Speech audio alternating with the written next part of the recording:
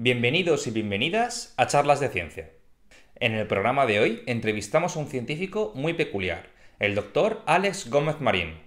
Alex es físico de formación, pero tras acabar su tesis doctoral en física teórica, cambió su campo de estudio a las neurociencias. En este campo, Alex ha estudiado organismos tan diferentes como la mosca de la fruta, el gusano C. elegans y el ratón. Actualmente, Alex dirige el Laboratorio de Comportamiento de los Animales en el Instituto de Neurociencias de Alicante. En su laboratorio buscan encontrar principios de comportamiento general aplicable a animales tan diferentes como el gusano o los humanos. En los últimos años, Alex se ha interesado por estudiar la mente humana en el mundo real. Este programa está a medio camino entre la ciencia y la filosofía. Tratamos temas trascendentales, como por ejemplo, cuál es la relación entre la mente y el cuerpo, cuál es el lugar de la consciencia y de la mente en el universo y cuándo surgió la primera mente, entre otros muchos temas. Sin más, os dejo con la entrevista. Muy buenas, Alex. Muchas gracias por aceptar, tenía muchas ganas de hablar contigo. Un placer también hablar contigo. Pues siempre empiezo la entrevista diciendo cuáles son tus líneas de investigación, pero bueno, como tú has tenido una trayectoria particular, te lo voy a formular de la siguiente manera. ¿De dónde vienes, dónde estás y hacia dónde vas? Bien, empezamos fácil.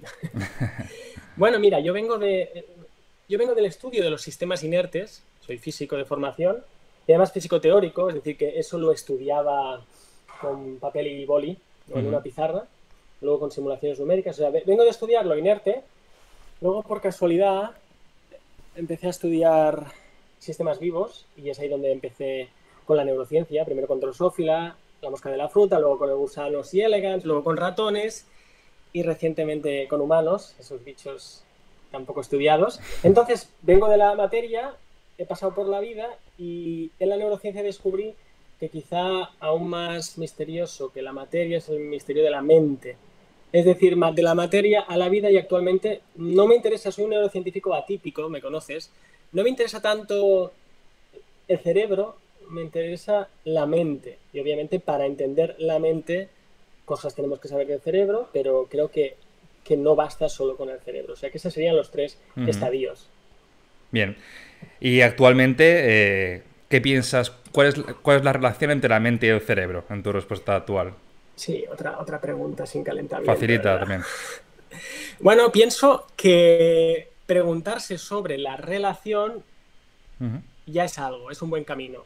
Porque lo que yo veo, y aquí no quiero hacer caricaturas, pero tú me puedes corregir, ¿no?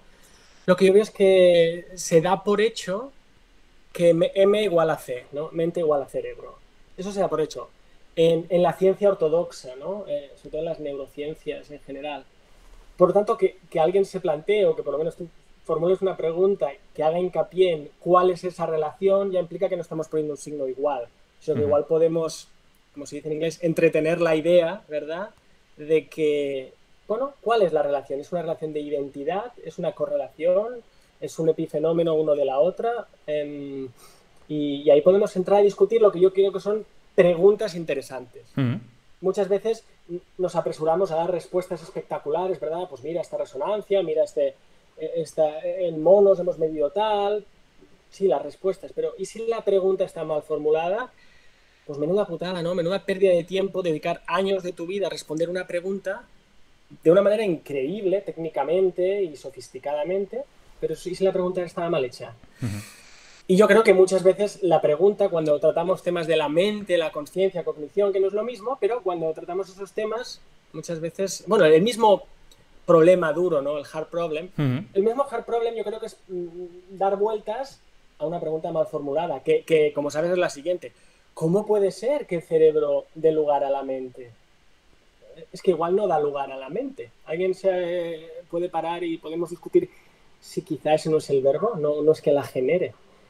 Bueno, ya estoy corriendo, ¿no? Porque ya Sí, un me esbozo acelero, de lo que va a venir. pero yo creo que ahí está la clave quizá de todo lo que podemos hablar para aquellos Sí. que solo tengan 60 segundos y no se quieran quedar a todo el podcast. Es lo que dijo William James hace más de 100 años. Sí, el pensamiento tiene una relación con el cerebro. Sí, el cerebro tiene una función, un papel, como nos gusta decir, un papel muy importante con el pensamiento, la percepción, la mente, la memoria, la atención. Sí, sí, sí, sí. un papel. ¿Pero de qué papel estamos hablando? Y él dijo, bueno, puede ser productivo, una P, pues la gente se acordará, el PP. Puede ser productivo el papel, la produce, cerebro produce y luego rellene usted lo que quiera, o lo permite, que sería como más bien una idea de filtro, en vez de generador, filtro o receptor. Y yo creo que el 99% de la neurociencia que estudia estas cuestiones ni se ha planteado que hay estas dos opciones, que estudia estas cuestiones no se ha planteado que hay estas dos opciones y da por hecho que es un productor. Pero luego hay una serie de fenómenos, que quizá hablaremos, y una serie de investigadores que nos preguntamos, ¿no? Parece que según qué fenómenos cuadrarían más con que sea un receptor. Ok. ¿A qué serie de fenómenos te estás refiriendo? Bueno, yo les llamo los márgenes de la consciencia, márgenes porque están marginados, ¿verdad? Ahora te los enumero algunos. Y también márgenes porque yo los considero al mismo tiempo lo que se dice en inglés el cutting edge, ¿no? Es decir, es aquellas zonas, si la consciencia, si el estudio de la consciencia fuera estudiar un mapa mundi, ¿verdad? Hay zonas muy trilladas donde parece que estamos todos ahí cavando y cavando en la misma zona, pero luego dices, oye, ¿y si te vas a los márgenes, ¿no? De la Tierra Media, ¿verdad? Y en esos márgenes, que es donde yo creo que está la investigación de frontera, literalmente, porque de frontera no es que utilices un microscopio más caro, necesariamente. De frontera igual es que, o que midas más neuronas. Igual de frontera es lo que hablábamos de las preguntas. Que te preguntes, como decía Feynman, el físico y premio Nobel, ¿no? Que trates de refutarte a ti mismo lo más rápido posible. Es decir, ves aquellas preguntas o aquellos fenómenos que te confronten más con tu visión del mundo. ¿Cuáles son estos fenómenos? Que yo llamo en los márgenes de la consciencia, que además creo que cuadran mejor con una hipótesis permisiva y no productiva de la relación entre mente y cerebro. Bueno, las experiencias cercanas a la muerte es uno, que hay debate, por supuesto. Puede ser que cuando te mueras, si ves cosas, si viene tu abuela a verte, o si estás en un túnel, puede ser que sea pues lo que pensaría alguien que piensa que el cerebro, que la mente no es nada más que el cerebro. Pues si te estás cacharrando la máquina, pues hay como cuando la tele va rara, ¿no? Bueno, las experiencias cercanas a la muerte sería uno, hay más, ¿eh? Otros son los sueños lúcidos. ¿Qué sucede en los sueños lúcidos? Y esta idea de que quizá haya una intersubjetividad en según qué soñadores lúcidos, ¿no? Esto acojona y fascina a la vez, ¿no? Pero bueno, es un estado de conciencia que no estamos muy acostumbrados a discutir, ¿no? Porque, como digo yo, normalmente vamos on y off, ¿no? O sea, dormido o despierto, y despierto igual cafeinado o un poco alcoholizado, ¿no? Para producir o para estar más suelto, ¿no? Pero hay muchos colores, ¿no? O sea, te decía, experiencias cercanas a la muerte, sueños lúcidos. Luego está, por ejemplo, un fenómeno que se llama lucidez terminal, que es un término que se ha acuñado recientemente, que en castellano, en español se conoce como mejoría de la muerte. Pues personas, normalmente ancianos, no tiene por qué, con enfermedades neurodegenerativas muy graves, incluso con Alzheimer brutales, que pocas horas antes de morir, de repente, pues recuerdan cosas que hacía años que no recordaban, mantienen conversaciones con una lucidez que sus familiares no reconocen. Entonces, bueno, otra vez, si la máquina estaba tan escacharrada y ahora de repente, ¿por qué está tan lúcida, no? Y luego hay más fenómenos también relacionados, y también podemos irnos más allá del mundo occidental, en Oriente, en la tradición china, la tradición hindú, la tradición budista. Dentro del budismo está el tibetano, hay muchos tipos, ¿no? Pues, por ejemplo, la gente ha estudiado la mente con su propia mente, ¿no? Esta es una manera de ser, no lo voy a llamar neurocientífico, pero sí científico de la mente, si nos atrevemos a llamar eso ciencia, muy interesante, ¿no? Estudiarse desde sí mismo, sus descripciones, ¿no? Son súper sofisticadas y súper precisas de las fases que hay, de los bardos que ellos llaman, ¿no? Entonces, bueno, es muy rico el abanico. Sin embargo, lo que oímos, no tanto en los medios de comunicación, pero quizá en las revistas científicas, pues que es como un ratón le da una palanca, ¿no? Es decir, son tareas muy psicológicas adaptadas, conductistas, que me parece muy bien que la gente las estudie, pero otra vez, volviendo a Feynman, ¿no? Bueno, nos podemos pasar décadas o siglos estudiando eso, pero yo te preguntaría a ti, para que no me preguntes solo a mí, ¿no? ¿Tú cuándo empezaste neurociencia? O yo se lo pregunto a los estudiantes. ¿Tú qué querías saber? Antes de que te enteraras de qué va este negocio de publicar papers y conseguir becas y que se te vea. Coño, ¿tú qué querías saber? Pues mucha gente dice, yo quería curar, o ver cómo podía ayudar a curar, o yo quería entender la mente, ¿no? Entonces no sé si nos han hecho el juego del trilero, ¿no? Oye, ¿quieres la mente? Ven a estudiar el cerebro. Y cuando te pones a estudiar el cerebro, acabas estudiando, ¿no? Un microcosmos que luego, pues yo no sé si quería saber eso. Yo igual lo que quería saber es otro que se me ha olvidado, que es muy importante, los psicodélicos, ¿no? O sea, yo no hago apología, porque no sé si esto es denunciable, ¿no? Pero apología de los psicodélicos a los estudiantes. Pero en el máster de neurociencia, ¿cómo no hay una sesión empírica que sea un viaje de ayahuasca? Porque cuando tú ves lo que esa molécula es capaz de abrir, y yo creo que esa es también la hipótesis permisiva, ¿no? Ya lo decía Huxley, abre las válvulas reductoras del cerebro. Joder, lo que sucede en tu mente, suponiendo que sea tuya lo que estás viendo, pues también lo puedes tratar de explicar con piruetas mediante no sé qué proceso cortical, pero, hombre, tela también ese otro margen de la consciencia que son las experiencias psicodélicas. Vale, pues has abierto varios abanicos. Si quieres vamos a ir desgranando poco a poco. Conmigo vas a tener que más que hacer esfuerzo para abrir... Para cerrar, sí, sí. Una pregunta muy básica de la historia de la filosofía y que intenta encauzar un poco la relación entre la mente y el cuerpo es el monismo o el dualismo. Pregunta de siglos. Monismo dice que mente y cuerpo son lo mismo, mente y materia son lo mismo, y hay dos posibles monismos. Uno que todo es mente y otro que todo es cuerpo, que todo es materia. Mientras que el dualismo, y luego habría diferentes tipos de idealismos y de materialismos.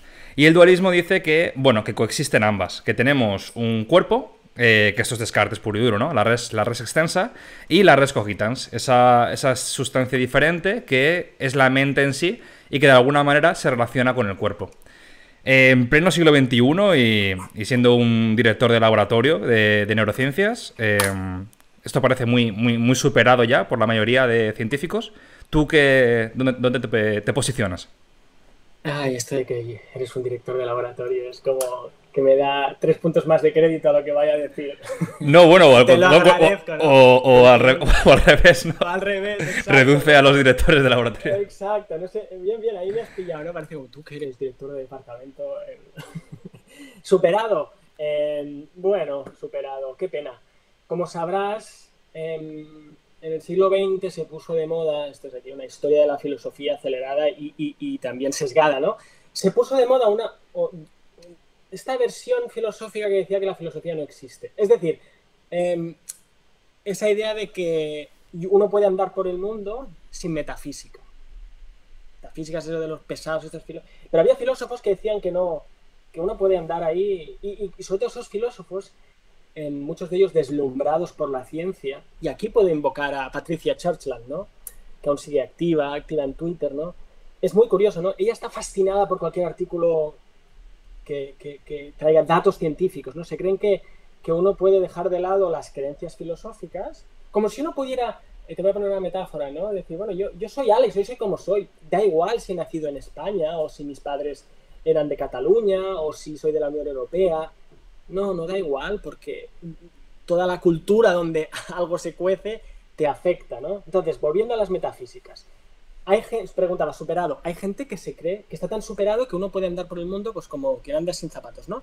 Sin metafísica. Estos son los más peligrosos, los que van de que no tienen metafísica porque, como digo yo, te la cuelan envuelta en papel de regalo de datos de escáneres cerebrales, ¿verdad? Te dicen, mira, fíjate, la imagen, si no hace falta hablar de teoría, incluso ya no metafísica ni teoría. ¿Qué teoría? Esta imagen vale más que 1000 palabras. Eso peligro.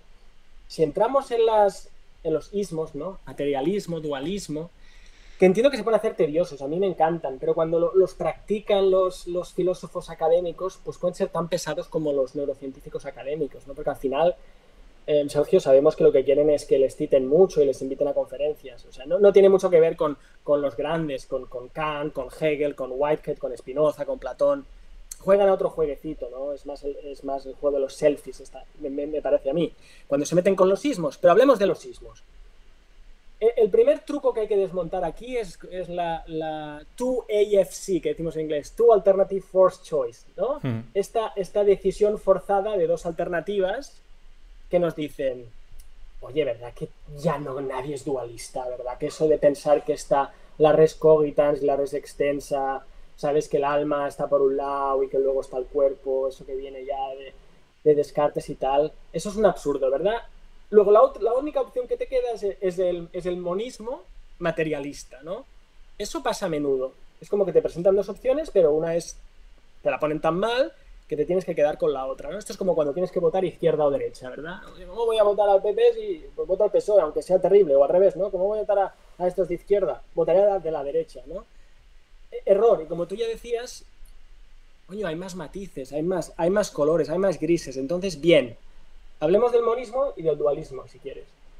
Del monismo, hay varios tipos, efectivamente. Uno que dice que, bueno, que si hay mente y hay materia, en el fondo todo es materia. Es como, aquí tenemos dos, como están enfrentadas, pero claro, fíjate, estos ya parten quizá del error de partida, que es asumir que hay dos sustancias tan distintas que no sabemos cómo se van a comunicar. Por lo tanto, nos cargamos una. Bueno, pues estos prefieren cargarse la mente, ¿no? Esta es la visión dominante, diría yo, en las neurociencias. El problema si haces eso es que un neurocientífico estudia la naturaleza desde su propia mente. Por lo tanto, si te la cargas, pues luego tienes que hacer muchas piruetas para hacerla salir de la chistera de la materia. Y eso puede ser con la noción de emergence, emergencia y tal, que lo podemos dejar ahí para comentarla. La otra es, no, yo me voy a cargar la materia. Y voy a decir que lo que existe realmente es la mente, que esta es más la versión del idealismo. Hay muchos tipos de idealismo hoy en día. Estos son como, bueno, mostaza, ketchup, pero dentro del ketchup hay muchos tipos de ketchup, hay muchos tipos de idealismo. Yo quizás estoy más, para irme mojando, más del lado del idealismo, aunque no lo compro. Pero si me dan a escoger, si me obligaran entre materialismo e idealismo, yo cogería, siendo físico, y esto lo podemos hablar, ¿no? Estos neurobiólogos, colegas míos, que dicen, Alex, ya sabemos que todo está hecho de materia. Digo, ¿tú qué sabes? Los físicos no sabemos lo que es la materia. ¿Y tú sabes que todo está hecho de materia? Hace 100 años nos hemos dado cuenta que persiguiendo la materia se transforma en energía y luego se transforma casi en darse un chichón contra el espejo viendo lo que está haciendo el observador, ¿no? Ahí también dejo como en la pizarra si queremos hablar de la mecánica cuántica, ¿no? Pero bueno, yo preferiría la mente por esta razón. Pero luego hay más, Sergio, porque dentro del monismo está el dual aspect monism, el monismo de doble aspecto, que uno dirá, bueno, qué truco, en vez de dualismo es doble aspecto, ¿no? Y esto es un monismo porque cree que al final, en el fondo, solo hay una llaman sustancia, que creo que llamarlo sustancia es un error, porque luego si quieres podemos hablar de la diferencia entre una filosofía que se basa en sustancias y otra que se basa en procesos. Pero bueno, estos del dual aspect monism dicen, son como un poco más conciliadores, ¿verdad? Dicen, bueno, hay mente y hay materia, y son dos aspectos, quizás si quieres dos aspectos, o dos emanaciones, o dos, como la cara de la luna, dos caras de algo subyacente, que es, bueno, es bastante inaccesible, pero entonces lo interesante de esta posición es que ya no pretenden que una crea a la otra o que la haga desaparecer. Ya no es que el cerebro, como no se sabe cómo, con un humillo produce la mente, sino que estas dos estarían correlacionadas, pero no se causarían, ¿no? Y ahí pues pueden entrar teorías como las de Jung, cuestiones de sincronicidades, que es otro aspecto muy interesante de nuestra experiencia, cuando una experimenta una sincronicidad y se pregunta si eso que es tan significativo, meaning, ¿no?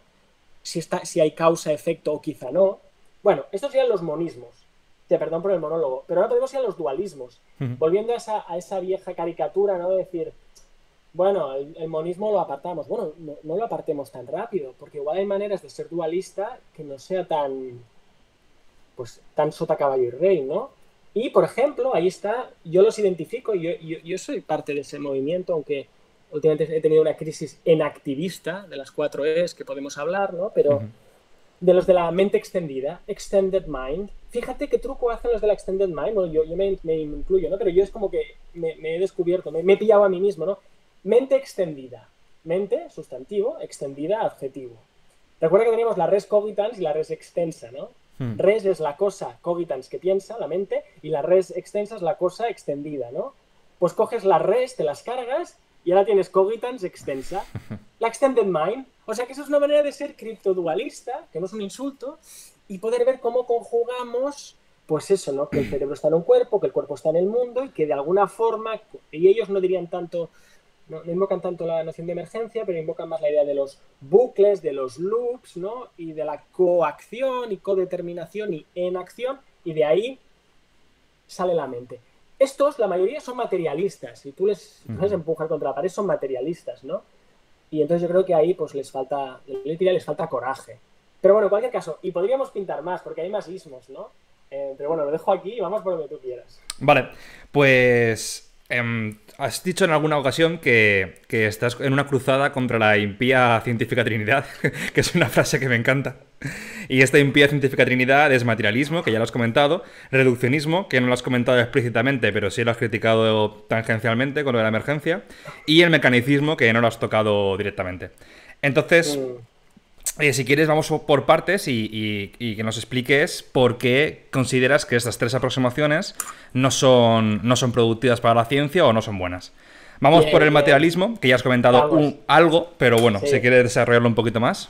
Sí, doy un paso atrás, Sergio. Mira, la frase la escribí y la digo porque es buena y, o sea, a ti hasta te interesa y te hace sonreír, ¿no? Y llama la atención. Hay que llamar un poco la atención, Ujú. no nos vamos a engañar. Porque si empiezas a es que el dualismo, materialismo, y esta es una razón, porque es catchy, ¿vale? Pero no solo porque es catchy chachi. La segunda razón es mucho más profunda y si quieres te la dejo aquí para que la discutamos luego en otra ocasión, porque tenemos tela que cortar. Es que si uno va a mirar lo que hacemos los científicos y rasca, están los dejes filosóficos. Pero si rasca, están las movidas sociológicas.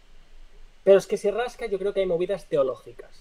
Teológicas de cuando en el siglo XIX y ahora sí, os se hartaron de la religión y de Dios y dijeron, todo esto fuera.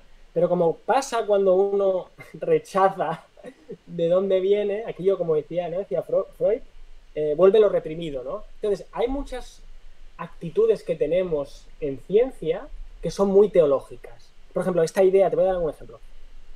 Esto de que haya herejes en ciencia, ¿no? Que sea una manera de decirlo es, hostia, eres un anti-X o eres un pseudocientífico, ¿no? Esta manera de cancelar, hoy tenemos esta palabra que viene de Estados Unidos, ¿no? De cancelar. Esta idea de que uno puede cancelar a un científico porque dice cosas que no van con tu credo o con tu dogma, que puede ser otra vez el fisicalismo, el materialismo, eso es muy teológico. Esto es como algo que hacían nuestros abuelos y que ahora hacemos nosotros, pero nos pensamos que somos muy científicos, ¿no? Entonces, esta es la segunda razón. Que si hablamos de cruzadas, pues vamos a por ello. Ujú. Y la tercera, porque son tres, y me parecía que yo de no, el Padre, el Hijo, el Espíritu Santo, ¿no? Algunas son más fáciles, diría yo, de... Bueno, lo de la cruzada, pues es exagerar, ¿no? Porque al final, si vas en contra de algo, también le das fuerza, ¿no? Ujú. A mí me gusta más la movida que ya de Aikido, ¿no? No tanto darle un puñetazo en la nariz, porque igual recibes tú, sino, bueno, pases por aquí, pues yo te ayudo a que acabes de caer, ¿no? Entonces, el materialismo yo creo que es la más difícil de todas, Ujú. ¿vale? Y la más problemática. Pero ya hemos hablado de ella. Entonces, vamos a hablar, si quieres, brevemente del reduccionismo y del mecanicismo. Vale. Reduccionismo es como un aviso, ¿no? Aviso a navegantes. No separes el todo en las partes, ¿no? No reduzcas, ¿no? Pero claro, yo durante mucho tiempo no me sentía bien haciendo eso, pero no podía explicar cuál era el problema. Si tú dices, reduccionismo significa que no reduzcas, que no cojas como, lo voy a decir así en seco, ¿no? Para que se entienda. ¿Qué hacemos los biólogos? Casi lo primero que hacemos cuando queremos estudiar a un ser vivo, ¿qué es? Matarlo, por ejemplo, ¿no? ¿No? Ujú. Y le hacemos trocitos y vemos qué tiene dentro, ¿no? Pues eso es reducir, es una, digamos, es en su nivel más, quizá más obsceno, ¿no? Estudias la vida, pues lo matas, ¿no? Pero a nivel más, digamos, de día a día, incluso pensar o analizar un problema es hacerlo trocitos, ¿verdad?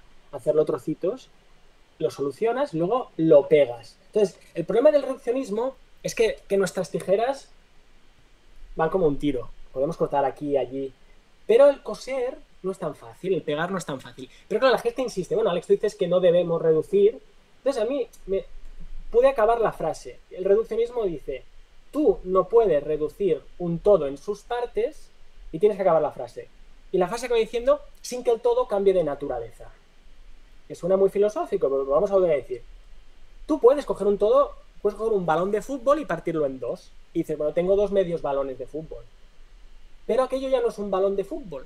Ha cambiado de naturaleza, ya no te sirve para jugar al fútbol, ¿no? Entonces, ese es el problema del reduccionismo. Lo que pasa es que el reduccionismo tiene una parte que le llaman epistémica, como sabrás, que es decir, bueno, yo no creo en el fondo que que un organismo sea un cerebro por aquí, un corazón por allí, un pulmón por allí. En medicina pasa lo mismo, ¿no? A mí me salvó la vida el cirujano del estómago, pero cuando luego me daban medicación para el estómago, digo, yo, coño, esto me va a joder el hígado. Y hablarás con tu especialista, ¿no? El especialista. Somos tan especialistas que somos muy especiatontos, ¿no? ¿Por qué? Porque lo tratamos separado, ¿no? Bueno, uno puede hacerlo de modo epistémico. Yo no puedo saber de todo, y por lo tanto, cuando analizo algo, de la misma manera que cuando presto atención a alguno de tus libros detrás, pues tengo que prestar atención a aquel rojo que está a la izquierda y no a aquel otro, ¿no? El problema es, ¿vamos a coser o no vamos a coser? Vamos a saber coser. Y y en los sistemas complejos, incluso aquí podría ir a la física, ¿no? En los sistemas complejos, no los complicados, y esto va a tener que ver con el mecanicismo, los sistemas que no son complicados, sino que son complejos, que sus interacciones no son triviales, si los separas, no los vas a entender, por su propia naturaleza, ¿no? La física estudió durante mucho tiempo el n igual a 1, como un planeta da la vuelta al Sol. Ya sabes que el problema de los 2 o los 3 cuerpos ya no es tan fácil de solucionar. O el n igual a 3.300 millones, que es cuando estudias las moléculas en un vaso de agua y haces termodinámica.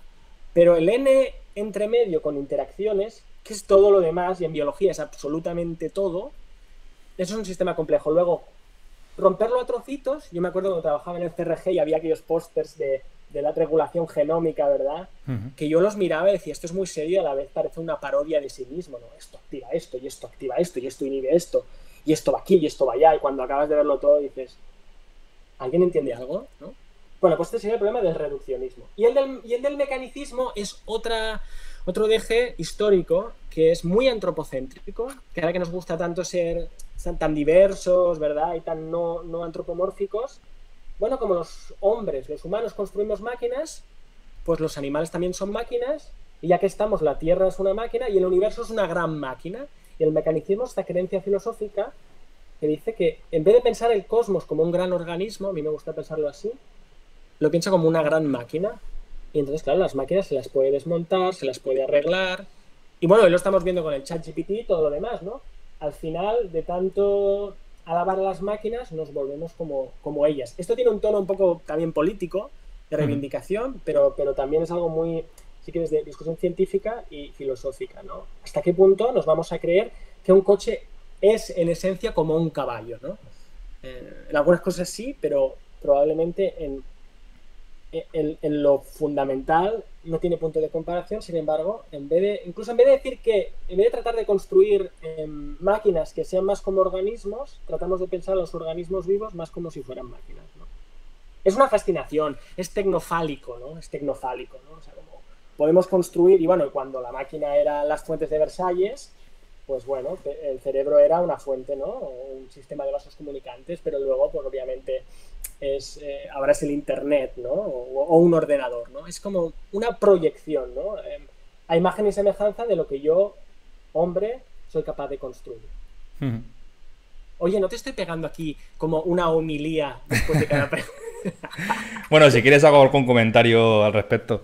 En cuanto al materialismo, bueno, pues yo creo que es lo que más hondo calado que tiene cada uno, así que no hay tanto que decir o que pueda convencer uno a otro quizás. En cuanto al reduccionismo, yo creo que está cambiando bastante la cosa. O sea, hay ya muchos estudios que hacen sistemas complejos precisamente. Entonces, aunque o sea, si... En Twitter vi Jung, un señor que se llamaba Jung, no recuerdo de qué universidad, decía que el problema está en combinar la parte con el todo. Que podemos estudiar el todo y nos vamos a perder mucha información de cómo funcionan las partes, que sería un reduccionismo, pero de otra clase, ¿no? Un reduccionismo en vez de bottom-up, un reduccionismo top-down. Es decir, lo explicamos todo con el todo, pero bueno, pero cómo funciona esa parte de allí, eso no lo sabemos. Entonces, como que son necesarias ambas aproximaciones. Un reduccionismo típico, digamos, de romper las partes y ver cómo funcionan por separado. También el reduccionismo completo o reduccionismo holista, es decir, cómo funciona el todo. Pero el problema real está en cómo se relaciona el todo con las partes. Sí. Y bueno, en cuanto a esto, Fernando Rosas, por ejemplo, así en el King's College hacen mucho esto. También hay en otros sitios. hace mucha investigación de sistemas complejos aplicado al cerebro o aplicado a relaciones ecológicas y tal. Entonces, pues sí que está empezando a cambiar un poquito.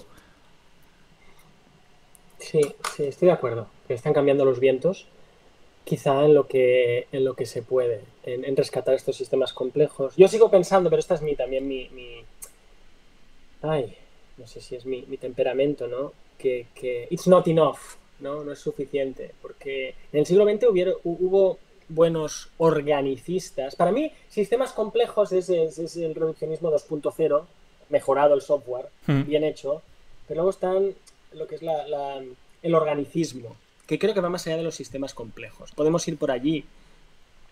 Y mencionabas, sí, estamos avanzando, pero todavía está en nuestro inconsciente colectivo como científicos y en los medios de comunicación también, este santo grial, que fíjate, es otra imagen, este santo grial de el gen de la infidelidad, Sí. descubierto el gen de la infidelidad, descubierto la neurona, no la neurona, el circuito, bueno, unas cuantas más, el circuito del amor o el neurotransmisor de no sé qué. Pero, a pesar de que si tú y yo hablamos en un café, bueno, no sé si todo el mundo, pero acabaremos diciendo, bueno, sí, cuidado, no quería decir eso, no quería decir eso, pero ese es el titular, ¿no? Y muchas tesis doctorales, como tú sabrás, es The Role of X en Z, ¿no?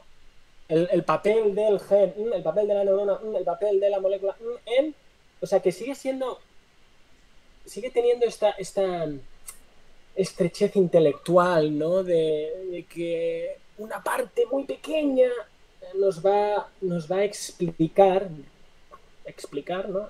Esto otro, ¿no? Es un juego que es una pena porque los biólogos, yo considero biólogo aquel que estudia los sistemas vivos, ¿no? Independientemente de lo que haya estudiado, ¿no?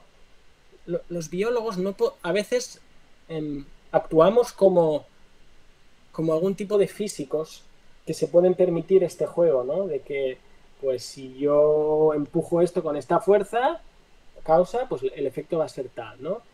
Cuando precisamente lo que la vida nos está diciendo es que todo es complejo, todo tiene que ver con todo. Entonces, aunque los tiempos cambian y los aires cambian, aún seguimos, ¿no? Con esta vaina de pensar, y este es otro deje, otro deje que se adoptó de los físicos. Mira que había cosas para copiar. Joder, pues copiamos más bien los defectos que las virtudes, ¿no? Que como habíamos descubierto, estamos en busca de las partículas fundamentales de la física, ¿no? El átomo, luego el átomo está hecho de protones y neutrones, y luego vamos adentro y encontramos lo más pequeño. Pues en biología lo mismo. El cuerpo está hecho de órganos, y los órganos están hechos de células, y dentro de la célula el ADN. Paramos. La molécula D, ¿no? Y esto nos quedó también en la mente, porque fue un gran hallazgo, no cabe duda, quizá el hallazgo en biología más importante del siglo XX, que el The Game in Town, el juego aquí, es ir a ver si pescas una buena molécula, o el gen D, o la neurona D. Eso es totalmente, volviendo al reduccionismo, ¿no? Totalmente reduccionista. Sí, y en este caso también reducción ontológica. El gen de la felicidad es no solamente epistémica, sino ontológica.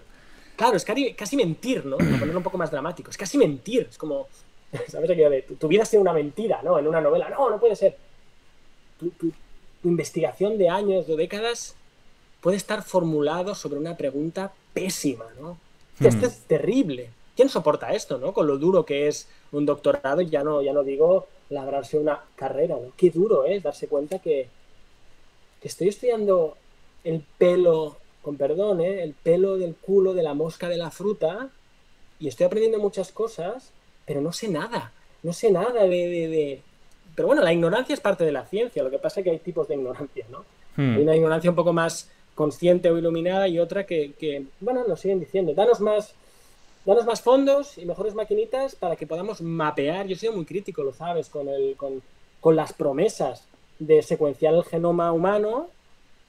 Ostras, nos decía no solo Bill Clinton, sino los editores de las revistas, que podríamos hacer crecer alitas en nuestra espalda, ¿no?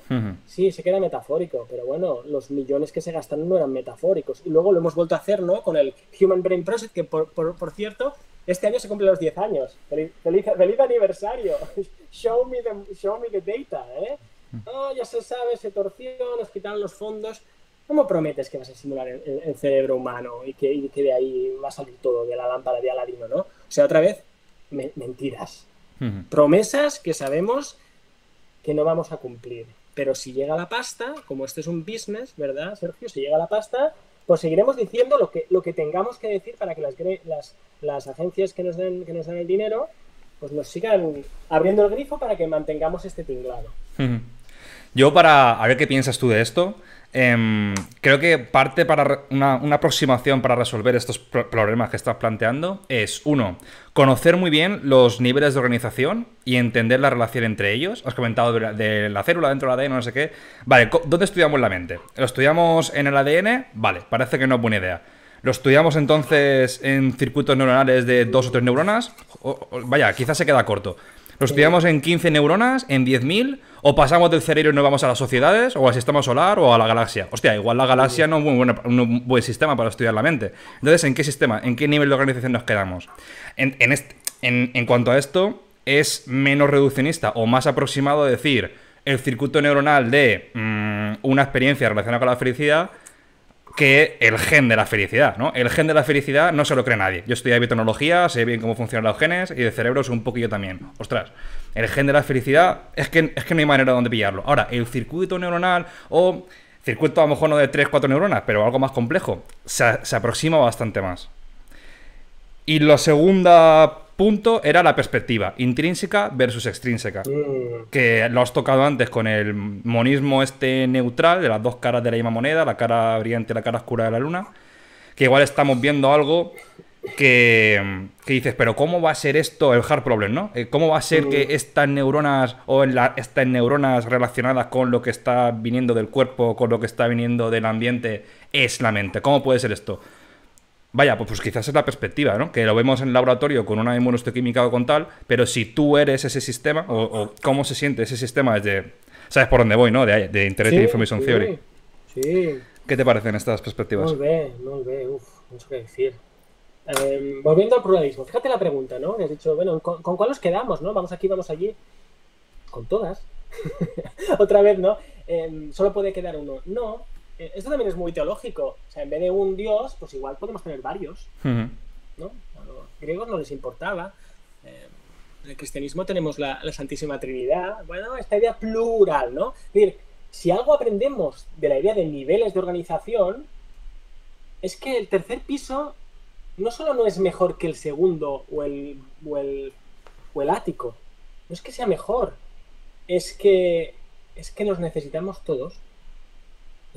Y que cada uno tiene su trabajo. Fíjate, me voy por las ramas y volveré.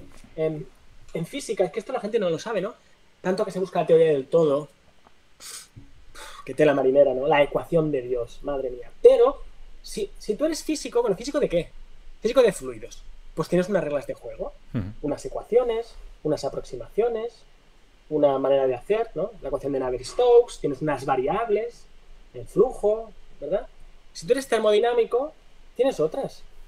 La temperatura, la presión, el volumen, y es un número de partículas pues igual distinto que si tú estás estudiando mecánica newtoniana, si tú eres mecánico en ese sentido físico. Es decir, en física teníamos muy claro que cada escala del mundo físico tiene una subdisciplina donde se aplican unas reglas, ¿no?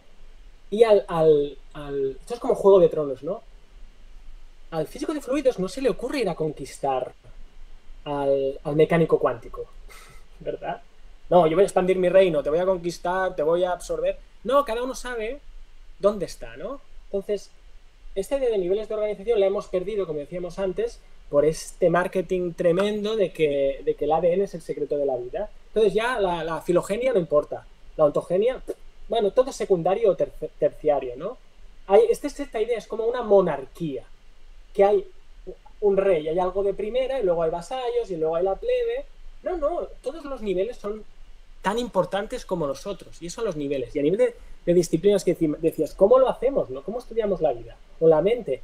Pues efectivamente necesitamos biólogos moleculares, pero no van a ser la realeza, van a ser una tribu. Pero luego necesitamos, para nosotros un caso muy distinto, ¿no? Obviamente necesitamos más especialidades biológicas, pero luego necesitamos a psicólogos, basta ya de pisotear o ridiculizar a los psicólogos, ¿no? Y luego necesitamos a fenomenólogos, los de verdad, ¿no? Los que saben cómo, los que han estudiado y practicado este método para analizar la propia estructura que tiene nuestra experiencia desde la experiencia, ¿no? Luego igual necesitamos a matemáticos, pero no gente que simule código de lo que le dice un biólogo, gente que esté buscando estructuras formales. Es decir, es realmente una aventura pluralista y me atrevería a decir que podríamos ir más allá de las ciencias y introducir aquí, invitar, incluso tener el honor de tener en casa a las humanidades, ¿no? A los filósofos, pero ¿por qué no? También a la literatura. Hay novelas, y yo esto lo he escrito en alguna parte, hay novelas que tienen una profundidad de entender la mente mayor que cualquier tratado de neurociencia, ¿no? No es decoración, ¿no? Oí una vez a alguien decir cuando se dieron los premios Nobel, bueno, anda el premio Nobel a fulanito de ciencia, ¿no? Y luego a esta tipa que escribía cuentos. No, no. Y sobre todo ahora, hace igual 500 años te lo podías permitir, porque aún no sabíamos muchas cosas que ahora hemos olvidado, no quiere decir que ahora sepamos más, cuidado, pero ahora estamos en una época en la que todo está hiperconectado, pero no solo en las redes, sino, como decíamos, entre disciplinas. Y necesitamos al matemático, al que sabe inteligencia artificial, pero también yo diría hasta al bailarín, al músico, al filósofo. Entonces es un pluralismo de verdad, no un pluralismo de palo. No lo que ponemos otra vez en las grants. Oh, un equipo interdisciplinar, que vamos a tener esto y lo otro. Es para adornar, porque son, como digo yo, técnicos de lujo, ¿no? Es decir, aquí va a estar el rey, que vamos a craquear la molécula y luego vamos a adornarlo de técnicos de lujo, ¿no? Este tipo nos va a hacer esta simulación, este matemático nos va a hacer este calculito, este psicólogo, bueno, lo vamos a llamar porque necesitamos este test psicológico adaptarlo para nuestro ratón en cuestión. No, un pluralismo de verdad, que no sea un Juego de Tronos donde se trate de conquistar al vecino, sino algo así como más romántico, ¿no? Donde las culturas se puedan interaccionar y enriquecerse. Como metáfora te lo cuento, ¿no? Con esto del pluralismo. No hablabas de la perspectiva intrínseca y extrínseca. Esta es la clave, Sergio. Casi todas las perspectivas que hemos mencionado hasta ahora, casi todas son extrínsecas. Casi todas. La cuestión es cuál es la intrínseca y cómo la metemos en la partida. Y otra vez, una manera simplificada de decir lo que pasó es que se decidió hace 400 años que íbamos a dejar la intrínseca fuera y que nos íbamos a dedicar... A veces la gente se piensa que la física es lo más difícil y luego progresivamente las ciencias se van volviendo más fáciles cronológicamente. Yo creo que no. Creo que era más fácil empezar por lo inerte, aunque luego mira qué sorpresas nos ha dado, ¿no? Al final del siglo XIX se pensaba que ya estaba todo descubierto. Solo quedaba la radiación del cuerpo negro y poquitas cosas más. Y de ahí se tira del hilo y ¡boom! Mecánica cuántica. De repente, pues la medida ya no es lo que creíamos. Con la mecánica de Newton también, bueno, ya lo tenemos todos, los planetas, o sea, lo terrestre y lo celestial y de repente la relatividad, ¿no? Pero fíjate, estos 400 años han sido casi siempre basados en la perspectiva extrínseca, en la que el experimentador o el teórico, esto se ve mucho se ve de dos maneras. Una es cuando nos ponemos la bata blanca, que digo yo, es como la bata mágica, ¿no? Yo ya no soy muy objetivo. ¿Qué significa objetivo? Que lo que está pasando ahí no tiene que ver conmigo, yo no influyo, ¿no? Una manera de ilustraros la bata blanca y la otra es las teorías. Muchas veces las teorías, este es el gran problema de las teorías de la consciencia. Una teoría es esta perspectiva desde ninguna parte, que decía, creo que era Nagel, ¿no? Ya no es solo que seas antropomorfista, pero a mucha honra. No, que escribes una ecuación y te crees que eso está flotando en el espacio sideral y que es una visión desde ninguna parte, ¿no? Entonces, si queremos estudiar y entender la consciencia, que no la hemos definido, pero una manera igual básica, es decir, el saberse ser, tú sabes que eres. Ahora mismo, Sergio, no sé que seas un deepfake, que ya queda poco, ¿no? Y tú puedes decir, pues no sé, dudaría, pues allá tú con tus dudas, pero saberse ser, experiencia subjetiva, aquí y ahora, eso es la consciencia, ¿no? Bueno, eso es precisamente la perspectiva intrínseca. Por lo tanto, para estudiarla yo no veo cómo vamos a poder estudiar sumando, amalgamando muchas perspectivas extrínsecas. Tiene que haber un movimiento en el que la ciencia diga cómo científicamente uno puede practicar la perspectiva intrínseca para estudiar precisamente el núcleo de lo que es la perspectiva intrínseca, que es la consciencia. En tu opinión, ¿cuándo nace la mente en la historia del universo? Desde el Big Bang hasta la actualidad, ¿cuándo nace la mente? ¿Con los planetas? ¿Con la primera bacteria? ¿Con el primer mamífero? Pregunta trampa. Peligro, peligro. Ah, no lo sé. Yo me atrevería, aunque lluevan piedras, a decir que desde el principio. Y aquí podríamos hacer una distinción muy interesante, y esto no es thriller, ¿eh? No es juego de thriller, entre comienzo y principio. Origin and beginning, ¿no? Porque muchas veces decimos principio cronológico, ¿no? Nos imaginamos que... lo imaginamos, literalmente, ¿no? Que hubo un tiempo en el que yo no existía. Y es cierto porque tenemos registros fósiles, ¿no? Incluso fotos de nuestros papás, ¿no? Donde yo no estaba. Y luego había un tiempo en el que no solo yo no estaba, sino que la especie humana no estaba. Es el truco de ir para atrás. Esto es la falacia demiúrgica, que le llama creo que es Jan Kelevich. Bueno, es igual. Es cierto, pero tiene algo de falacia, hay que ir con cuidado. Por eso decías pregunta trampa. Eso también lo hace, creo... Otra versión de esta falacia creo que lo hace Chalmers en su libro Reality Plus, ¿no? Es como empezar, es eso de decir, bueno, si tengo un granito de arena, hay una playa, no, si tengo dos, no, si tengo tres, no, pero si tengo 3.000 trillones, sí, luego en medio, en algún momento apareció la playa, ¿no? Bueno, es un poco lo mismo, pero en vez de en granitos en el espacio, en granitos en el tiempo, ¿no? Poquito a poco, si ahora hay y antes no había, ¿de dónde surgió? Y entonces ahí, como tú muy bien preguntas, Ale, mójate. Pero claro, otra vez, yo no sé si acepto la premisa de que ahora hay y antes no había, y tengo que decir, y ahí podemos entrar, y hay gente que se gana la vida escribiendo libros diciendo, no, fue cuando los primates, no, fue cuando las amebas, no, el pulpo no, pero ¿verdad? Pero los pajaritos sí, ¿no? Y aquí pues, hay distintas, y cada uno pues puede tener su teoría, que muchas veces no es ni teoría, es más bien una opinión bien vestida, ¿no? Entonces, yo no veo como no veo cómo hacer aparecer de la chistera de la materia la mente, no me atrevo a decir que en algún momento no había mente y luego hubo. ¿Vale? Otra manera, pero es algo que no... Bueno, casi todo lo que hemos hablado no lo tengo yo solucionado en mi cabeza, pero esta es una de las cuestiones con las que yo más me peleo, ¿no? Es la diferencia entre lo cronológico y la otra manera de decirlo es lo fenomenológico. ¿Qué quiere decir? Cronológicamente no hay duda, como te decía. Hace tantos mil millones, ¿no? Que son 13 billones. Bueno, se dice que empezó todo con la explosión, que por cierto también es un misterio, porque menudo milagro gratis, ¿no?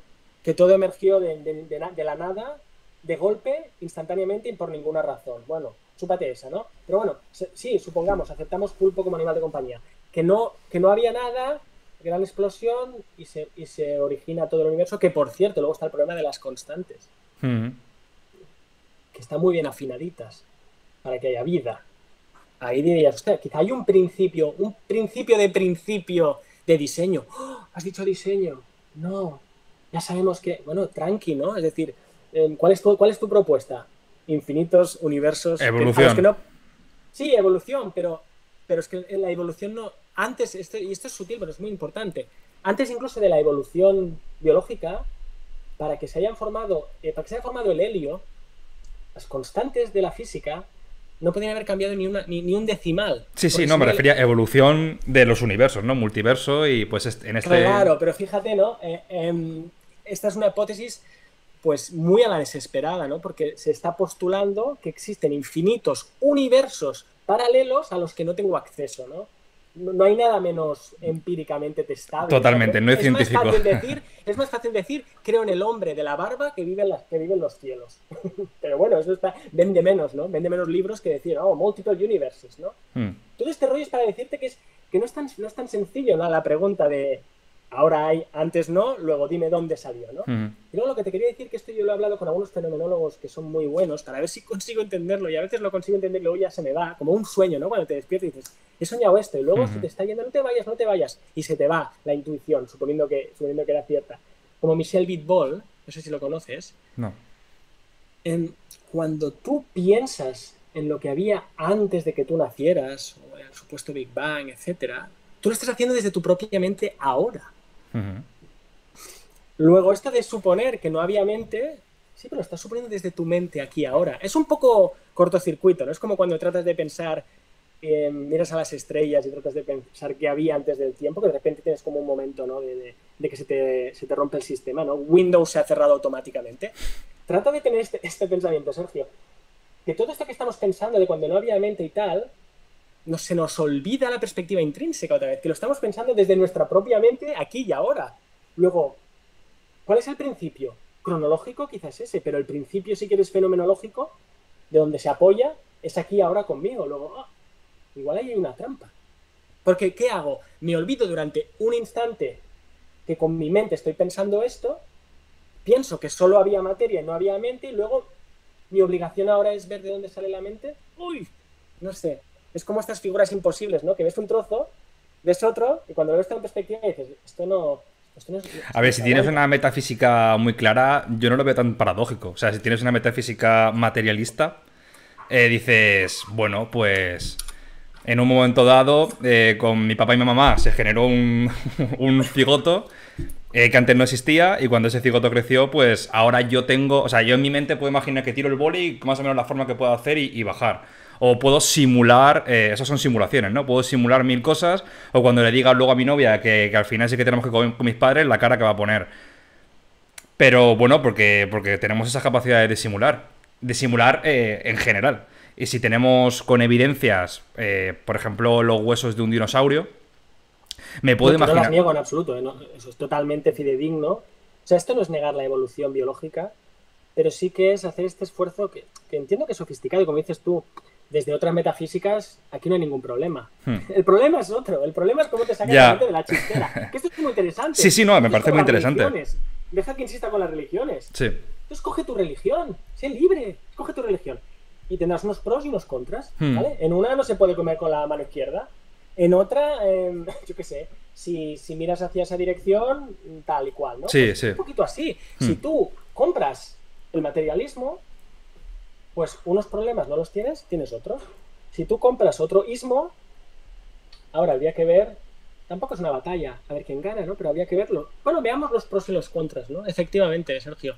Yo tengo unos problemas que explicarte si lo hago desde fuera del materialismo, y tú igual tienes otros. Pero claro, durante 400 años este negocio ha funcionado, pero ahora con la conciencia hemos topado, ¿verdad? Sí. Yo creo que así como los físicos persiguiendo la materia se dieron un buen coscorrón, los neurocientíficos persiguiendo la consciencia nos vamos a dar un buen coscorrón, porque la premisa de partida, pero la de profundidad, la metafísica esta que estamos hablando, el materialismo, ahí no va a funcionar. Pero bueno, siempre hay gente que dice, y aquí está Anil Seth, básicamente todos los Guitar Heroes de la neurociencia actual, ¿verdad? Que dicen, no, esto es cuestión de tiempo. Esto es cuestión de tiempo, es el materialismo promisorio, que es más viejo que el TVO, la gente no lo sabe, ¿no? Pero ya se le puso ese adjetivo, porque siempre promete, hoy no se fía, mañana sí. Aún no. No sabemos muchísimas cosas, aún no sabemos, pero ya sabemos que tiene que ser así. Ahora vamos a acabar de aclarar los pormenores, ¿no? Mi visión es la contraria, sí, sabéis muchas cosas, pero los por mayores, para mí, hacen aguas por todos lados. Y veremos, ¿no? Si uno estudia, pues como he estudiado mucho tiempo en el laboratorio, control del movimiento, o cómo el gusano se orienta, pues ahí puedes hacer progreso muy lindo, ¿no?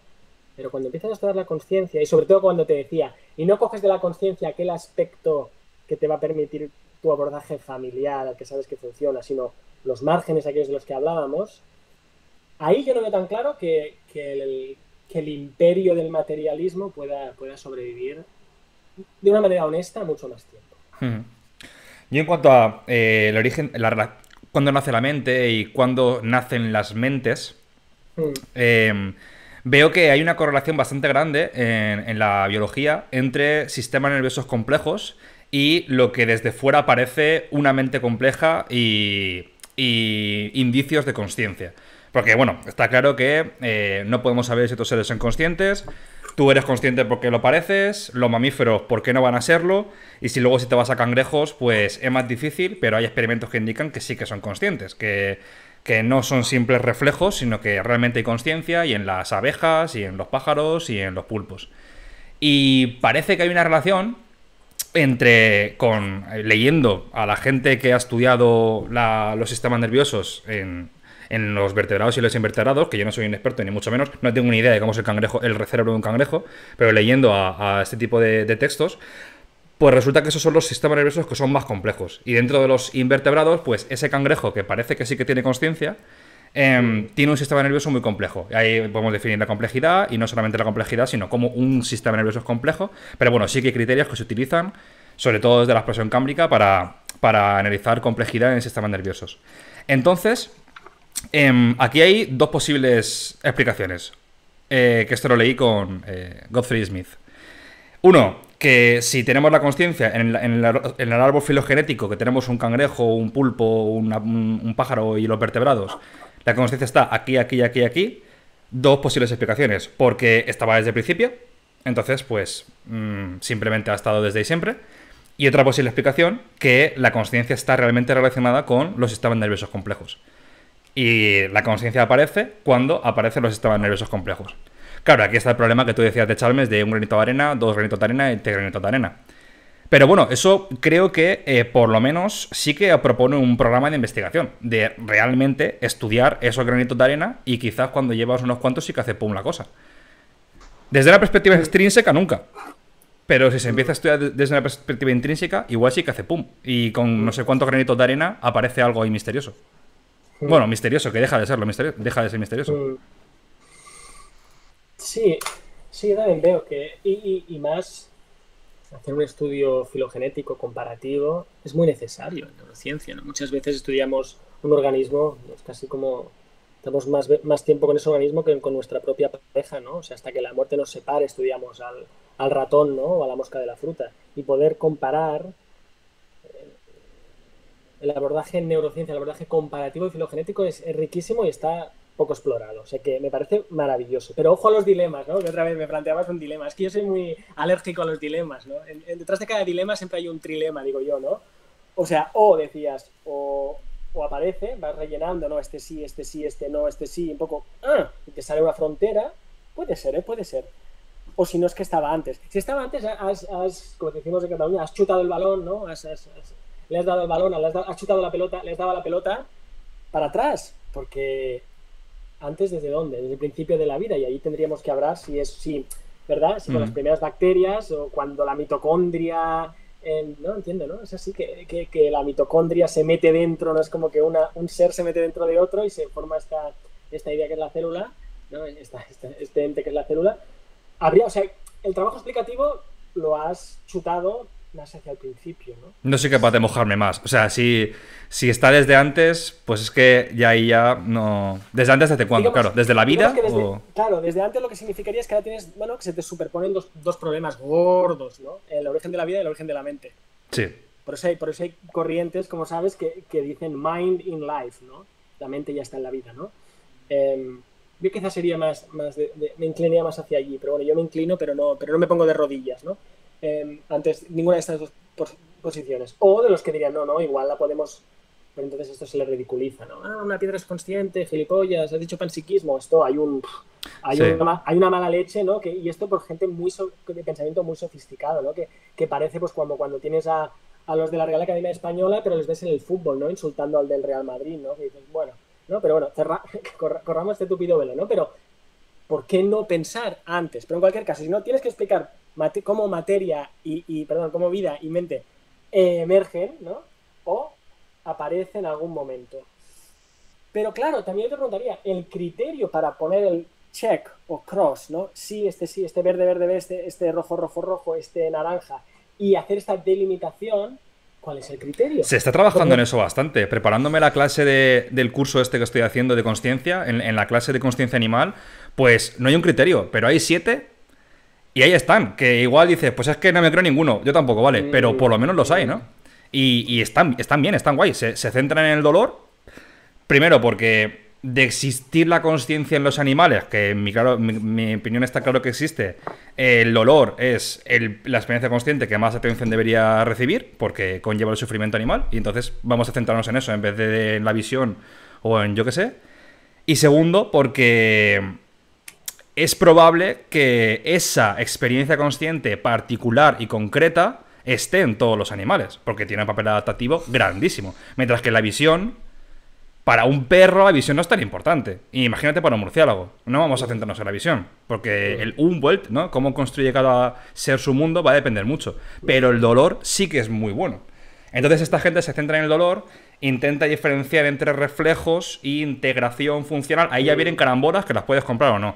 Pero ya está trabajando la gente en esos criterios sistemáticos.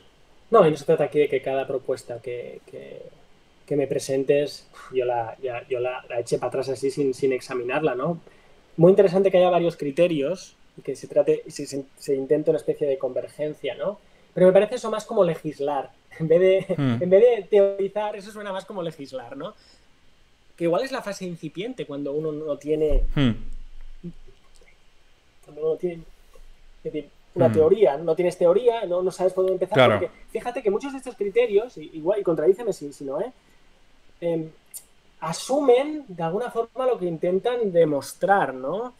Claro, si tiene dolor, pues diremos que es consciente. ¿Por qué? Porque tiene dolor. Bueno, pues es como las manos de Escher, ¿no? Una pinta a la otra. Eso no quita que yo esté convencido que si un organismo... Esto es sutil porque es aquello de pain and suffering, ¿no? Dolor o sufrimiento. Algo suena más... Hay gente que te dice que el dolor es simplemente una nociocepción, ¿no? O sea, te vas de lo que no te gusta. Claro, eso es incorrecto de entrada. Claro, y hay gente que dice, no, eso es suffering, ¿no? Que parece más psicológico. Y ya estamos otra vez con el problema de res extensa y res cogitans, ¿no? Mente-materia, ¿no? Una es una pura reacción de la materia que nos parece que...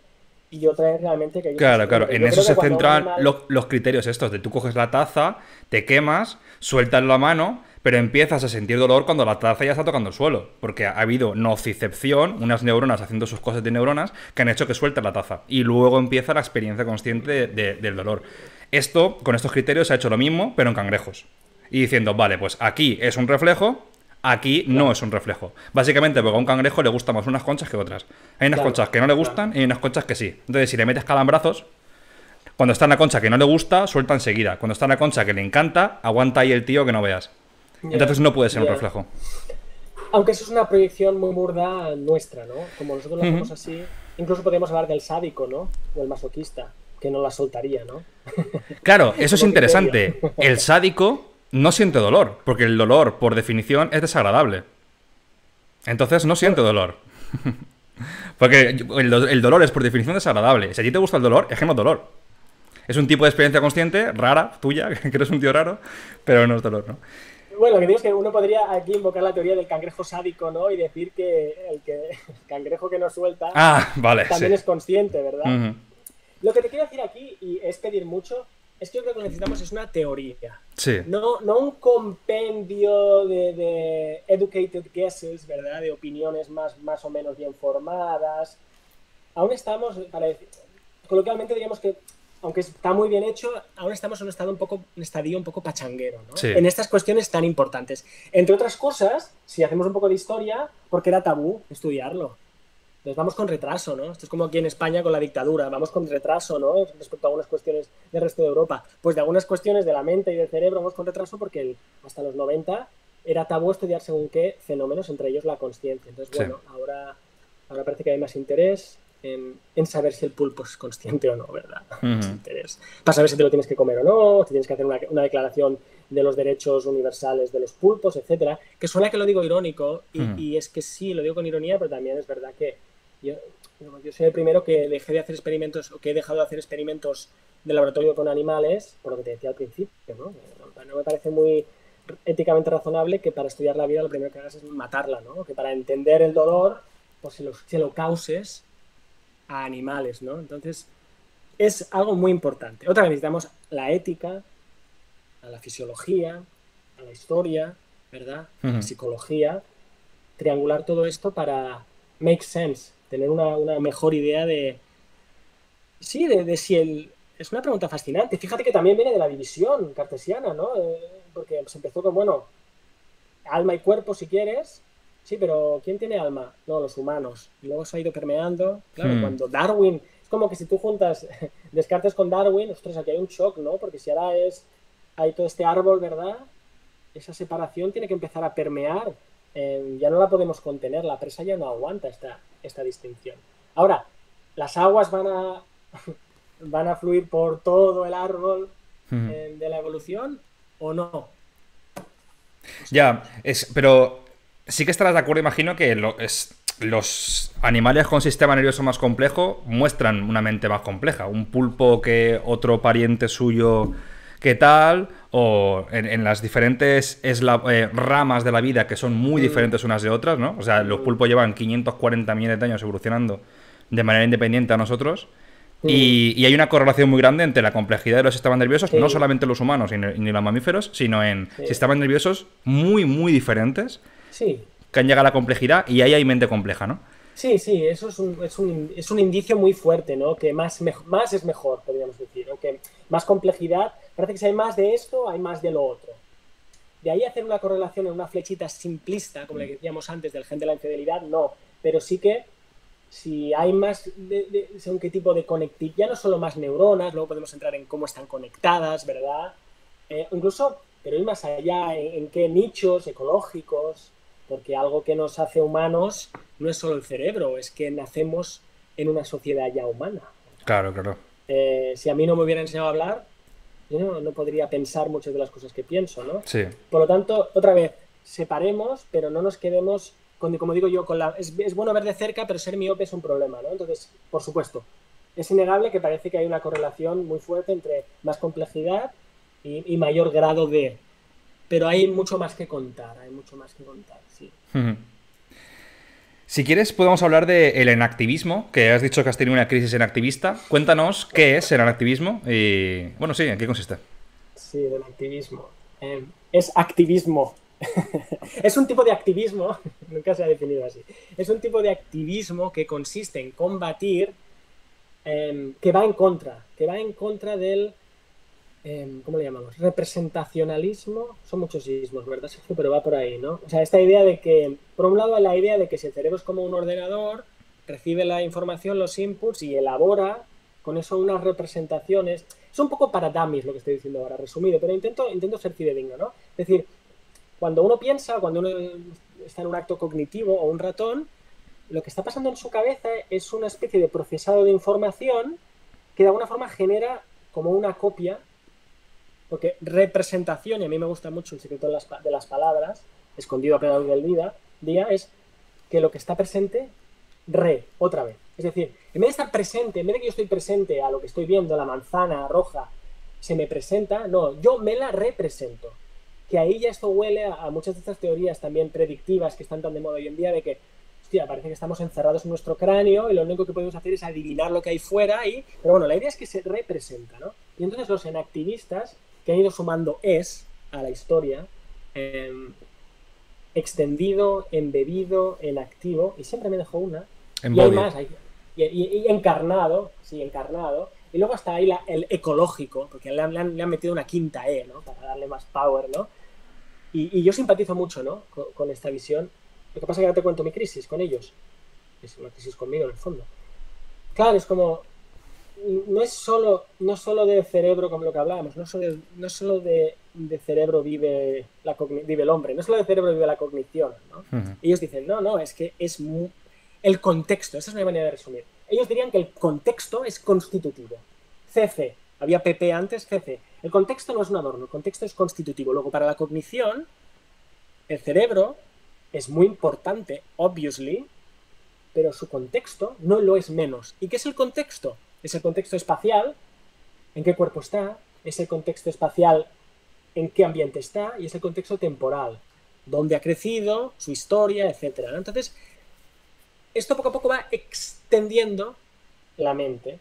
Es una de las grandes, es la primera, ¿no? La extiende porque, y esta es una metáfora que leí en un filósofo santayana, decía que esto es como coger mantequilla y extenderla sobre el pan, ¿no? La van extendiendo más y más y más, y al final lo que hacen mucho hincapié en las interacciones, en las codependencias, en los loops, es que el cerebro mueve al cuerpo y el cuerpo mueve el mundo y el mundo se presenta como cambiando a mis sentidos. Entonces esos bucles de dentro fuera son los que, según su punto de vista, no sé si dirían generan o son la mente o la cognición. Y a mí me parecía muy justo decir todo eso hasta que me di cuenta que no quieren ir más allá, lo que te contaba al principio. Que al final es una especie de materialismo de color de rosa. Es decir, la mente, pues si tú persigues dónde está la mente, dicen, porque los representacionalistas te dicen, bueno, son los algoritmos del cerebro, la producen y ya está, es que quedan tan anchos. Pero los enactivistas te dicen, no, la mente precisamente es esa interacción con el mundo, ¿no? Claro, yo no veo mundo, yo no veo mente por ningún lado ahí. Y tampoco es que la esté esperando ver como un fantasma materializado, ¿no? Pero bueno, esto sería mi resumen de lo que es la cognición enactiva. Es una reacción a la cognición representacionalista que viene dominando desde que también empezaron los ordenadores, la inteligencia artificial, ¿no? Y es más ecológica, por eso es otra de las que tiene, ¿no? Es más ecológica y es más cierta también, porque uno puede ir otra vez a datos muy concretos, no a filosofías, y decir, como yo escuche algo, depende de la forma de mi nariz. Ay, perdón, de mi nariz. No sé qué significará eso a nivel de sleep freudiano. Pero depende de la forma de mi oreja. Dices, bueno, sí, ya, oreja, pero who cares? No, importa. O que estés erguido o no estés erguido, que tengas las manos libres o que no tengas las manos libres. Unos experimentos muy bonitos que se han hecho también es comunicación entre marmosets, que no sé cómo se dice en español. Marmoseta. Bueno, vale, por la marmoseta. Que se pensaba que cuando van madurando es que el cerebro, obviamente, si la comunicación emerge cada vez mejor, es que en algún momento la cognición, vamos, ha pegado un petardazo por cuestiones neuronales. Y es simplemente que su sistema, ¿sabes? Faringio-laringio permitía hacer cierto tipo, la física de su sistema permitía emitir cierto tipo de señales que luego con el feedback social de sus padres o hermanos era lo que acababa desarrollando el sistema de comunicación, ¿no? Entonces ahí el cerebro ya no tenía el papel de Leonardo DiCaprio, era un papel secundario, pues puede pasar. Entonces, todo eso es cierto, yo creo, a nivel de fenómeno. Básicamente, una manera de conciliar sería decir que el cerebro importa, pero no es todopoderoso. Lo que está alrededor puede importar, en algunas ocasiones quizá más, o es más explicativo, que suena como un poco glamuroso, ¿no? Que la forma de tu oreja, o si te ha crecido los músculos del cuello, eso puede tener un peso en un determinado momento más importante para la cognición que cómo está tu córtex hoy respecto a ayer. Sí, bueno, eso no me parece muy descabellado, la verdad. Ese papel de la acción y del mundo en la percepción, vamos, no veo tampoco que se vaya demasiado tampoco del representacionismo, tampoco se aleja claro. mucho, ¿no? No, eso es interesante lo que dices. El problema entonces está en cuando otra vez uno hace la imagen del cerebro, como digo, flotando en el espacio exterior y dice el brain in a vat, ¿no? El cerebro, ¿cómo se dice? Flotando en el vacío, ¿no? Y los representacionalistas allí dirían que ese cerebro puede estar pensando, un poco a lo Matrix, ¿no? Si tú le enchufas el input adecuado, ese cerebro puede estar viviendo en un mundo casi encarnado, no se da cuenta porque lo único que importa es el cerebro, y quizá los inactivistas te dirían, no. Si aquello no lo recubres de carne y hueso y de una historia y de un mundo, aquello no incluso, no sé si te atreverían a decir, pero aquello no va a estar sintiendo. Esta abstracción tiene que ver con el reduccionismo, ¿no? Esto de...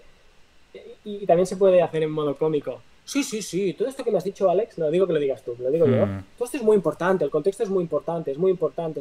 Llega la hora de la verdad, por favor, ¿podrías apartar el contexto? Vamos a hablar de lo que realmente importa, ¿no? Este juego se da mucho, ¿no? Y cuando hablamos, por ejemplo, de algoritmos en máquinas, ¿no? Ahora, en computadores, pues ahí la distinción importa, ¿no? Porque si los activistas dirían... Y de hecho, se ha discutido antes del ChatGPT y todo esto, ¿no? De si la cognición necesita de un cuerpo.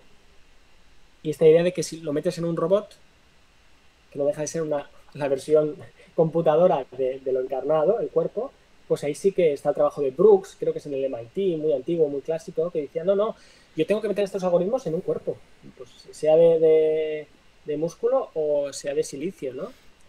O de metal, ¿no? Entonces ahí sí que empiezan a surgir las fricciones fuertes cuando uno dice, no sería necesario, ChatGPT puede ser consciente. Los activistas igual te dicen, pues, si no le proporcionas de un cuerpo y de una historia personal casi, aquello no va a ser consciente como tú crees, o cognitivo como tú crees. A mí me parece que los sueños tienen mucho que decir en muchas de estas teorías, eh, Mm, porque en el sueño no hay una acción del cuerpo. O sea, tú ves una persona y mm, está así y tiene experiencias conscientes tremendamente vívidas en cuanto a sentidos, pensamientos, mm. emociones. ¿Qué diría un activista Sí, en cuanto sí, a eso? muy bien, Sergio. Además, yo que hablo con esto a menudo bueno, a menudo no, pero con John Krakauer, que siempre me mete caña, pero eso me gusta hablar con él, ¿no? Y una de las, siempre cada teoría, cada facción tiene su arma preferida, ¿verdad? Uno sabe que si dispara flechas con fuego, putea a la caballería, pero que igual con las lanzas no. Y esta cuestión de que tiene que ver, si lo entiendo bien, Sergio, ¿verdad? Con desconectarse del mundo, ¿verdad? Exacto. Hablas del sueño, pero podríamos decir, bueno, ¿y qué pasa cuando hago un shut off? Y incluso cierro los ojos e imagino, ¿no? Exactamente. No estoy moviendo nada, pero yo me puedo imaginar ahora, pues, nadando, ¿no?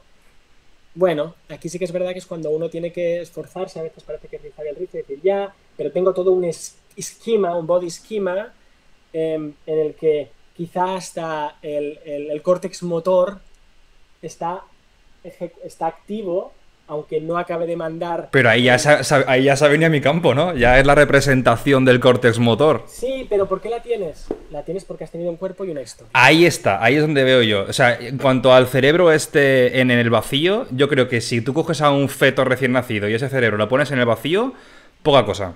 Pero si coges mi cerebro y lo pones en el vacío, es que durante el sueño el tálamo hace fuera sentidos y por eso cuando te llama tu madre por la mañana no lo oyes bien, porque los Ujú, sentidos están... Hay veces que sí que se cuela algo, el otro día yo estaba roncando y mi novia incorporó los ronquidos a su sueño, pero no es ujú, lo común es que ujú. los sentidos no entran, entonces el cerebro está aislado de los sentidos y hay sentidos tremendamente complejos, emociones, pensamientos. Entonces, eso que has dicho es muy importante, es verdad, porque ese cerebro ha vivido en un cuerpo y en un ambiente, pero claro, en ese momento, a la hora Ujú, de la realidad, no está habiendo una ujú. acción y no Sí, está habiendo un ambiente real. sí, en Entonces, ese momento igual el cerebro se crea su propia realidad virtual, sí. pero de lo que no hay que hacer es de la excepción la norma, ¿no? Pero, es decir, esta es otra cuestión, Pero no te bueno, pie de... no sé, yo creo No, no, que no, los no te sueños... pie de hablemos de los sueños, pero no te pie de página. En matemáticas, no, muchas veces en teoremas no puede haber excepciones, porque si te saltas la cadena lógica, peta, ¿no? En física tampoco. En biología sí. O sea que no pasa nada si hay excepciones. Yo creo que los... o cisnes negros, o si los enactivistas tienen algunos fenómenos que les tienen que hacer mucha pirueta para explicar, igual los funcionalistas, los representacionalistas lo harían mejor, pero luego al revés, si tú preguntas a un representacionalista, ¿no? Explícame cómo funciona el tango. hmm, Esto no va de algoritmos solo, ¿no? ¿Cómo dos personas bailan tango? Los Juegos Olímpicos, los bailarines y las bailarinas, un violinista, ¿no? Ahí hay mucha encarnación, ¿verdad? Eso no lo sí. puedes explicar. Eh, por lo tanto, cada uno tiene sus... Totalmente, sí. O sea, que no hay algo que digas, bueno, es que esta es la mejor aproximación, ¿no? Hay como... Para unas cosas son mejor una aproximación y para otras otra. No, Sí, a veces los elfos te interesan y a veces te interesan los humanos, ¿no? Si tú eres el Señor de los Anillos, para según qué tareas. Aunque volviendo a los sueños, podemos coger esta cuestión y derraparla un poco, porque volviendo, por ejemplo, al budismo tibetano, hmm, para ellos los sueños, y dices que sabrán ellos de neurociencia, pero para ellos los sueños no es, como dice la gente, pues que tu cerebro por la noche... Bueno, hay teorías que son más concreta respecto a que las sinapsis están haciendo esto, o que están haciendo un replay, pero para ellos los sueños no es simplemente una actividad un poco anecdótica de cuando estás durmiendo, ¿no? Para ellos los sueños son otros estados de conciencia en los que ellos, cuando digo ellos, digo la tradición hindú otra vez, y muchas culturas, quizá la nuestra sea la única en que no hacemos hincapié en ello, en que uno tiene un cuerpo. Digo, la palabra etérico suena al tarot de las 3 de la mañana, pero que también hay un cuerpo en el sueño. En el sueño también hay una affordance, tú también tienes un cuerpo, ¿no? Y además relacionan los sueños con el proceso de morir. O sea que ahí volvemos a los márgenes de la conciencia a los que no queremos ir, ¿no? Pero, quiero decir, los sueños son interesantísimos. Desde el punto de vista más ortodoxo lo son, pero desde el heterodoxo, incluso el herético, yo creo que allí es un sitio donde habría que invertir, vamos, muchos recursos de investigación, porque los sueños, esta es más una intuición mía, ¿eh? Insisto, no son cualquier cosa, ¿no? Es bueno eso que pasa cuando cierro los ojos y irrelevante, qué curiosidad. No sé yo si es una curiosidad, porque lo que sucede en los sueños, A ver, si estas tradiciones milenarias dicen que a veces hacen el ejemplo entre vivir y morirse, como estar dentro de un sueño, ¿no? La vida es sueño, ¿no? Decían a Calderón. Esto es más poético para nosotros, pero ellos se lo toman en serio. No digo que Calderón no se lo tome. No sé si es Calderón quien lo dijo, pero Calderón de la Barca, pero solo quiero decir que los sueños no son no es un fenómeno más. Pero tampoco es exclusivo de los humanos, ¿no? Los perros sueñan. Mi perro está así, empieza y de repente... Los perros sueñan, sí, los perros sueñan. Y probablemente otros animales también. Sí, ¿en qué sueñan? ¿Cómo era aquello? ¿En qué sueñan con ovejas eléctricas? ¿Cómo era aquello? Sí, lo de Philip K. Dick, ¿no? ¿Tú piensas que la mente humana es única en la biosfera o que es una cuestión de cantidad y no de calidad? Yo creo que es única, sí. Esto esto es poco popular porque ahora somos todos muy be happy y al final respecta a la mosca como a ti mismo, pero no. Yo creo que no. Eso no quiere decir que, por ejemplo, me parezca bien que se haga investigación con primates, porque es una aberración, porque uno puede tener reverencia al mundo natural, pero al César lo que es del César. Ostras, los animales, el resto de animales, nosotros también somos muy animales, a veces somos más animales que los animales iba a decir, no crean canciones, bueno, los pájaros cantan, pero no componen óperas, no escriben tratados de filosofía, ¿sabes? No hacen las cosas que nosotros hacemos, hacen otras que son espectaculares. Mira, recientemente he reseñado el libro de Ed Yong, que se llama Un mundo inmenso, ¿no? Y es un festival de todas las capacidades sensoriales de cientos de especies. Es una locura de libro, maravilloso, ¿no? Pero, y está el pero, al final me daba la sensación de que es como vanagloriarse de todos los animales, menos nosotros. Y en el fondo somos nosotros los que somos capaces de, aunque tenemos el problema del Umwelt, ¿no? De la perspectiva intrínseca, somos nosotros los que estamos describiendo todo eso. O sea que, y esto se resume también como un péndulo que ha ido oscilando, ¿no? Desde el excepcionalismo, además lo hemos tocado al principio, ¿no? Res extensa pes cogitans y solo alma, o sea, alma y cuerpo, y alma solo nosotros, ¿no? Como decíamos, esto ha ido permeando. Y ahora parece que el péndulo está en el otro lado, donde parece que casi que una ameba y un ser humano, pues es un poco lo mismo, solo que el humano igual tiene más volumen, ¿no? Tiene más intensidad de conciencia. Yo creo, y esto también es poco popular, que el universo, que la mente en el universo evoluciona y que los humanos, a falta de ver si por fin nos visitan los extraterrestres o si ya están aquí, los humanos somos uno de los últimos eslabones, pasos. Esto es peligroso conceptualmente porque ya sabemos que la evolución es un árbol, no es una escalera, ¿no? Donde está el ático, que es el humano, y el octavo, que es el primate, y el sexto, que es el roedor. No es una escalera, es un árbol. Pero, hombre, no lo sé. Igual, Sergio, las hormigas tienen un mundo interior que cuando se meten en el hormiguero recitan a su Shakespeare, ¿verdad? Pero no, todos somos únicos. Hasta estos dos bolígrafos son únicos. Y tú y yo, respecto a cada uno y respecto a las especies. Yo creo que el humano es el último... No me gusta la metáfora del software, pero quizás la última versión del iOS, de la iOS. Y entonces la cuestión, si esto es cierto, es cuál viene después. Y aquí te lanzo yo un tema que no sé si querías tocar, pero una es lo que viene después, que se habla mucho hoy, es lo transhumano, las máquinas, y a mí me gusta más pensar que es lo transpersonal, que suena un poco New Age, pero no es tanto que las máquinas son lo que sigue, sino es que el ser humano... Fíjate, si es verdad que hemos evolucionado y es verdad que somos conscientes, ¿por qué no oímos mucho en ciencia contar estas dos preguntas? ¿Podemos ahora evolucionar conscientemente? ¿Sabes? No, suena un poco spooky, lo reconozco. No, bueno, no. Nietzsche ya habla de eso, ¿no? De no dejarte que te constituyan una moral, sino construírtela tú conscientemente. El superhombre... Claro, y los yogis, por ejemplo, los yogis de verdad, en la India, estaban trabajando para eso.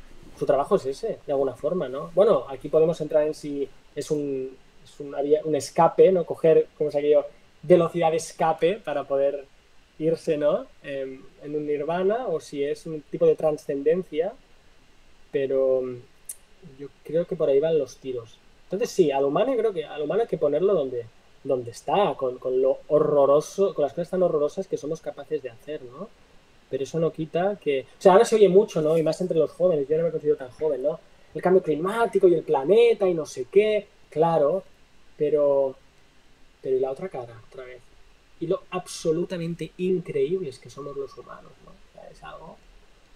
Vamos, que sí, que me hablen del cangrejo y yo tengo un gato y lo adoro, ¿no? Pero para mí no tiene punto de comparación ver lo que hacen mis hijas que lo que hace el caballo más bonito que puede tener una película. Sí, entiendo. O sea, la verdad es que estoy totalmente de acuerdo contigo. También está... En todo lo que has dicho estoy totalmente de acuerdo.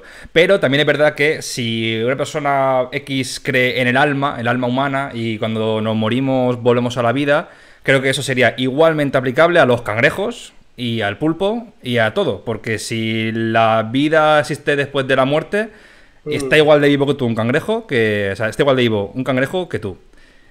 Y a eso ya seguramente a la gente que cree en el alma y la vida después de la muerte, eso ya no le hace gracia. ¿Cómo? ¿Un cangrejo fantasma? ¿Cómo va a ser eso? Ya. Y realmente no hay mucha diferencia entre ni el cerebro, ni el cuerpo, ni el comportamiento de un humano y un perro, ¿no? La mente sí, pero no sabemos por qué. Aquí ves otro gran tema. No sabía que íbamos a acabar hablando de si los pulpos se reencarnan, pero esto... Yo tampoco, yo tampoco. Yo creo que sí y no. La respuesta es sí y no. Bueno, no es una respuesta porque no es una pregunta lo que has hecho, pero yo diría sí y no. Es decir, reencarnación. Yo no creo que reencarnarse sea ahora una lucecita que está en mi corazón, que tiene este pelo largo y ha nacido aquí, ahora va a buscarse otro traje. No creo que sea tan caricatura. No digo que tú lo digas, ¿eh?